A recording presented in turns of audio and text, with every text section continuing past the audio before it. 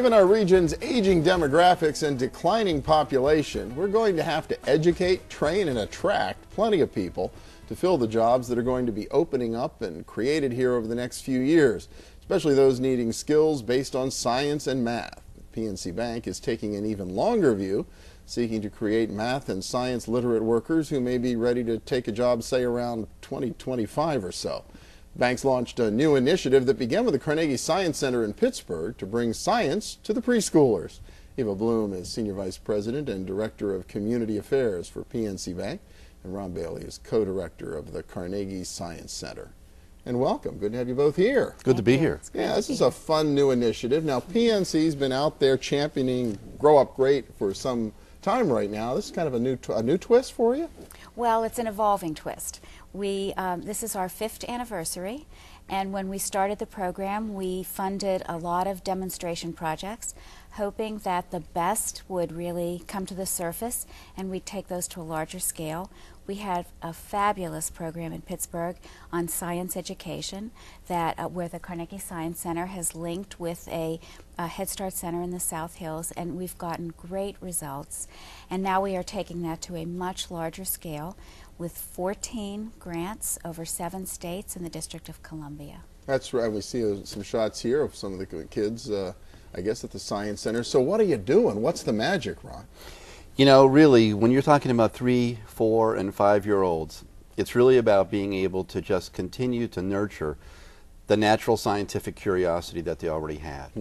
So we really wanted to work with the Head Start leaders, the aides, the teachers in the classroom, and help build their capacity to know how to lead the kind of investigations that would naturally be the sorts of things that young children would really want to do, and to relate it to science.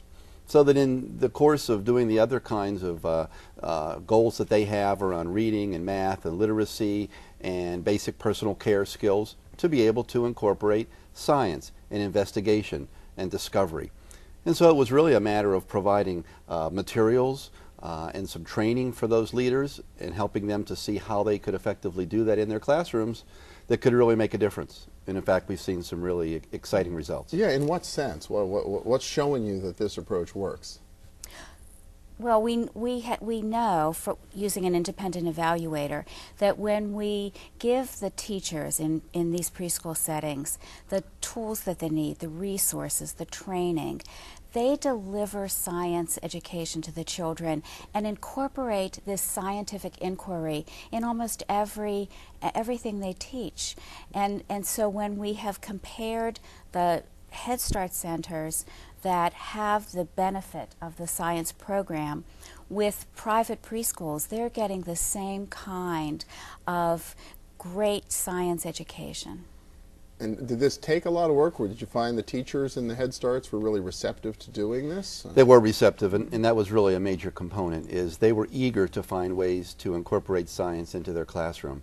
And it was really a matter of sitting down with them, setting some clear goals, determining what the needs were, needs for materials, needs for training, some modeling. We were able to send staff in and kind of model the sorts of behaviors that we would hope that those teachers would use with the children. And once we were able to do that, they were very eager to pick it up and go. And so you'll go into those classrooms today, and rooms that showed very little in the way of science in their rooms, now everybody's got a science corner. Everybody has microscopes and magnets and very simple things. Well, I was going to ask you, for instance, what can you do with a 3- or a 4-year-old that's meaningful where science is concerned? Well, let's collect insects, for example. They all say insects.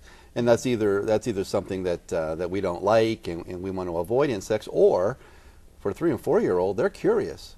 What do they really look like? So can we gather some insects, put them in little magnifying containers, and look at them closely? How many legs do they have? And just answer the sorts of questions that 3-, and 4-, and 5-year-olds have. Let's look at the tree outside the classroom, and let's study that over the course of the year. Let's watch it every day and look for the kinds of changes that we all take for granted. But to a 3- and 4-year-old, that's really exciting. That leaf was green yesterday. Today I see it starting to turn yellow. Why is that? How old is that tree? Yeah, that is the sort of the scientific method, right? Just ask the why and seek out the answer. Yeah, and the reality is we can't start that too soon, because the research shows us that as children get older, one by one, too many take science, math, technology-related careers off their radar for whatever reason, throughout the school system, we've somehow failed to be able to continue to nurture that natural curiosity. So starting at this age, we have a chance to really reinforce it, and we hope that that will then continue as they grow. And speaking of growing, you can take this has been a pilot or a prototype now that Yes. you're going to take to scale. So what, it's the PNC footprint essentially? It's in the PNC footprint in 14 different science centers and nonprofits are our partners. They have partnered with Head Start centers and early child care facilities, and this is a $6 million 3-year effort for us. So we know from studies, from talking to experts like Ron, that this scientific inquiry that is really the basis of learning in so many different areas, in math and even in literacy. And to get young children excited about this is very important in this knowledge-based economy, which will only get more so as they grow up. And in this global economy, we think it's very important. Well, very exciting. Eva Blum, the chair of the PNC Foundation, Ron Baillie, co-director of the Carnegie Science Center. Thank you both so much, and congratulations. Thank you very much. Thank you. And we'll be back in a minute with more of our Region's Business. Stay with us.